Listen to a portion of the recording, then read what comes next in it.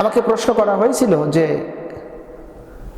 রোজা রাখলাম কিন্তু 5 ওয়াক্ত নামাজ যদি না পড়ি তাহলে সেক্ষেত্রে আমার রোজা হবে কিনা। হ্যাঁ প্রিয় বন্ধুরা, এরকম কিছু প্রশ্ন আমাদের অন্তরের ভিতরে আছে। আমরা লক্ষ্য করে দেখতেছি অনেক ভাইয়েরা রোজা রাখে কিন্তু নামাজ পড়ে না। তো তাদেরকে আমার কিছু নসিহা, কিছু পরামর্শ হলো এটা, রোজা আপনি আদায় করলেন, এই রোজাটা আল্লাহর হুকুম, এতে কোনো সন্দেহ নাই। তো রোজা হলো আল্লাহর হুকুম, তো নামাজটা কার হুকুম? নিঃসন্দেহে আল্লাহর হুকুম। তো আপনি রোজা রাখলেন কিন্তু নামাজ আপনি পড়লেন না, তাহলে সেক্ষেত্রে আপনার রোজার অবস্থানটা কি হবে, রোজা হবে কিনা? আসুন আমরা এই বিষয় নিয়ে কিছু আলোচনা করি। রোজা রেখে নামাজ না পড়লে সেই রোজা হবে কি না।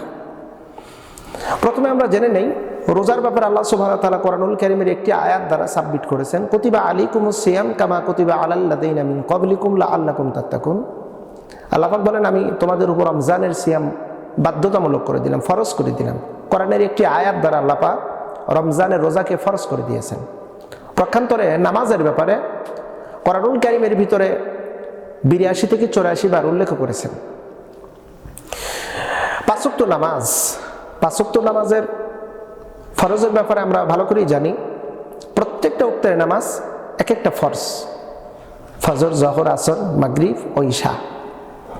তাহলে আপনি 5টা ফরজ, প্রত্যেকটা ওয়াক্তের ভিতরে আমরা এক একটা ফরজ আমরা খুঁজে পেলাম। এবার প্রত্যেক রাকাতের এক একটা ফরজ, এরপরে নামাজের ভিতরে এবং বাহিরে অর্থাৎ 13টা ফরজ। আপনি এক ওয়াক্ত নামাজ যদি ছেড়ে দেন তাহলে কতটা ফরজ আপনি অমান্য করলেন। 5 ওয়াক্ত নামাজের টোটাল ফরজ আপনি কতগুলো অমান্য করলেন লক্ষ্য করে দেখেন। পক্ষান্তরে রমজানের সিয়াম হলো একটা সিয়ামের 2টা ফরজ। আপনি যদি একটা সিয়াম আদায় করেন তাহলে আপনার 2টা ফরজ আদায় হবে। আর 5 ওয়াক্ত নামাজ যদি আপনি ছেড়ে দেন তাহলে আপনার 17টা ফরজ আপনার পরিত্যক্ত করা হবে। তা আপনি 17টা ফরজ ছেড়ে দিয়ে আপনি 2টা ফরজ আপনি আদায় করলেন, তাহলে বিষয়টা কেমন হলো? যদিও নামাজের ব্যাপারে হাদিসের মধ্যে আসছে, মান তারাকা সালাতা মুতাআম্মিদান ফাকাদ হাদামাদ-দ্বীন, যে ব্যক্তি ইচ্ছাপূর্বক নামাজ ছেড়ে দিল সে ফাকাদ হাদামাদ-দ্বীন, সে দিন থেকে বের হয়ে গেল। অন্য একটি হাদিসের মধ্যে আসছে, মান তারাকা সালাতা মুতাআম্মিদান ফাকাদ কাফারা, যে ব্যক্তি ইচ্ছাকৃতভাবে নামাজ একত্র ছেড়ে দিল সে কুফরি করে ফেলল। তাহলে আপনি কুফরি করলেন, আপনি দিন থেকে খারিজ হয়ে গেলেন নামাজ ছেড়ে দেওয়ার কারণে। 5 ওয়াক্ত নামাজ আপনি ছেড়ে দিলেন, ছেড়ে দিয়ে আপনি রোজা রাখলেন। তাহলে এই হাদিসের উদ্ধৃতি দিয়ে, এই হাদিসের দলিল দ্বারা প্রমাণিত হচ্ছে যে রোজা রাখলেন কিন্তু নামাজ পড়লেন না, আপনার রোজা হবে না, আপনার রোজা হবে না। আর অন্যভাবে যদি আমরা চিন্তা ভাবনা করি, নামাজ একটা আল্লাহর বিধান, রমজানের সিয়াম একটা আল্লাহর বিধান, তো দুইটা রকমের বিধান। নামাজের সাথে রোজার তেমন বিধান যদি আলাদা করি নেই তাহলে সম্পর্ক না, কিন্তু গভীরভাবে সম্পৃক্ত। নামাজ কিন্তু রোজার সাথে গভীরভাবে সম্পৃক্ত। কারণ যারা নামাজ পড়বে তাদের উপরেই কিন্তু রোজা ফরজ, যারা নামাজ পড়বে না তাদের উপরে রোজা ফরজ না। যদি হাদিসের মধ্যে আসছে নামাজ কাফের এবং মুসলিমের মধ্যে পার্থক্য সৃষ্টি করে দেয়, নামাজ কাফের এবং মুসলিমের মধ্যে পার্থক্য সৃষ্টি করে দেয়। তো রোজা মূলত মুসলিমদের জন্য, মুমিনের জন্য।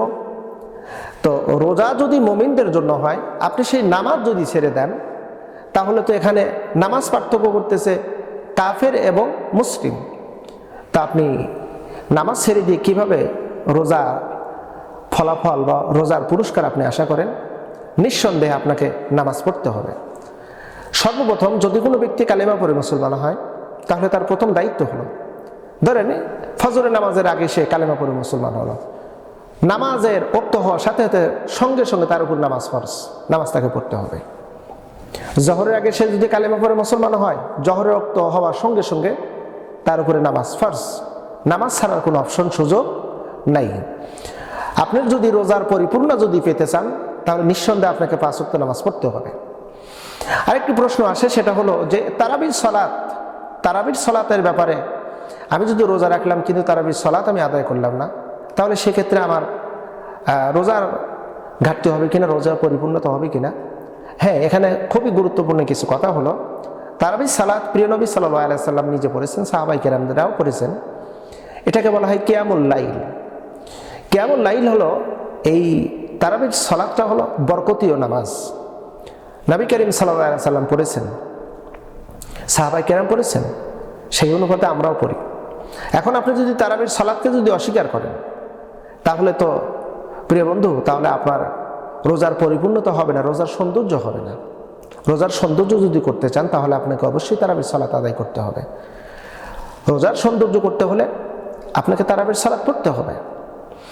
এই তারাবির নামাজটা আমরা বিশেষ করে গ্রামগঞ্জ এবং শহরে আমরা দেখতে পাচ্ছি, বিভিন্ন জায়গায় তারাবির নামাজ হচ্ছে। আলহামদুলিল্লাহ, প্রত্যেকটা মসজিদে তারাবির সালাত হচ্ছে। কেউ পড়ছে সূরা তারাবি, কেউ পড়তেছে পুরো কোরআনুল কারীম, অর্থাৎ এটাকে বলে খতম তারাবি। তো এখন এখানে আপনি খতম এবং সূরা, হ্যাঁ আপনি যেভাবে পড়েন হবে, তবে হ্যাঁ তারাবির সালাতটা তারতিলের সাথে পড়তে হবে, ধীরে স্থিরের সাথে পড়তে হবে। কিছু কিছু জায়গায় এমন আমরা খবর পেয়েছি যে 20 রাকাত তারাবির সালাত, এশার 4 রাকাত ফরজ এবং বিতর সহ টোটাল যেই নামাজগুলো আছে টোটাল মিলে 25 মিনিট 30 মিনিটের মধ্যে নামাজ শেষ করা হচ্ছে দ্রুত গতিতে। সোশ্যাল মিডিয়াতে এমন ভিডিও আমরা অনেক দেখেছি। এক্ষেত্রে নামাজ তো হবেই না, বরং নামাজ ফাসেদ হয়ে যাচ্ছে, এবং যেই নামাজিরা নামাজ পড়তেছে নিঃসন্দেহে তারা গুনার ভাগীদার হচ্ছে। নামাজ হচ্ছে না, বরং গুনার ভাগীদার হচ্ছে। অবশ্যই তারাবির সালাতটা পড়তে হবে ধীরে স্থিরভাবে। আপনি দ্রুত গতিতে নামাজ পড়বেন না, এই নামাজটা সম্পূর্ণ হবে না। নামাজের মূল আত্মা হলো তেলাওয়াত। তেলাওয়াত যদি সহি শুদ্ধ না হয়, তার তিলের সাথে যদি না হয়, তাহলে আপনার নামাজ হয় কেমনে? এই বিষয়টা আমাদেরকে অবশ্যই খেয়াল করতে হবে, অবশ্যই আমাদের লক্ষ্য রাখতে হবে। তারাবির সালাতটা অবশ্যই আমরা ধীরে স্থিরভাবে আদায় করব। প্রিয় বন্ধুরা, আমরা যে বিষয়টা জানলাম, মূলত আজকের আমার এই আলোচনাটার টপিক ছিল রোজা অবস্থায় যদি নামাজ না পড়া যায় তাহলে সেক্ষেত্রে রোজা হবে কিনা। হ্যাঁ বন্ধু, অবশ্যই রোজা রেখে যদি নামাজ আপনি না পড়েন তাহলে আপনার রোজা হবে না, রোজা কবুল হবে না। এমনকি রোজা রেখে অবশ্যই আপনাকে তারাবির সালাত আদায় করতে হবে। তারাবির সালাত যদি আদায় না করেন তাহলে আপনার রোজার সৌন্দর্য আসবে না। মহান আল্লাহ সুবহানাহু ওয়া তাআলার কাছে কামনা রাখি আমরা যেন প্রতিনিয়ত আল্লাহ পাকের প্রত্যেকটা বিধান যেন পুঙ্খানুপুঙ্খানু আদায় করতে পারি। মহান রব আমাদেরকে এ তৌফিক দান করুন। আমিন সুম্মা আমিন।